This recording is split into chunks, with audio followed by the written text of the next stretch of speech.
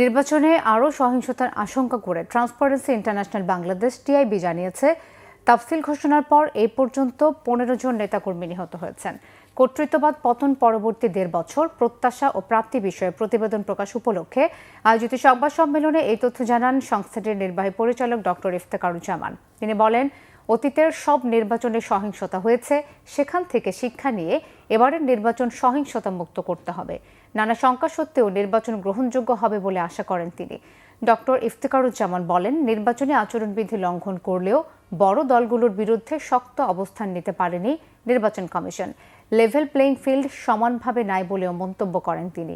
অভিযোগ করেন, রাজনৈতিক দল ও আমলাতন্ত্র জুলাই আন্দোলন থেকে কোনো শিক্ষা নেয়নি। সব রাজনৈতিক দল ক্ষমতায় থাকতে সকল জায়গায় দলীয়করণ করতে চায় বলে অভিযোগ টিআইবির নির্বাহী পরিচালকের। জুলাই আন্দোলনে সংগঠিত মানবতাবিরোধী অপরাধের বিচারের রায় পুরোপুরি ন্যায্য ও আইনগত প্রক্রিয়া অনুসরণ না করে রায় দেওয়ার সমালোচনা করেন তিনি। অন্তর্বর্তী সরকার স্বচ্ছতা ও জবাবদিহিতামূলক সরকার প্রতিষ্ঠায় ব্যর্থ বলে মন্তব্য করেন ডক্টর ইফতেখারুজ্জামান।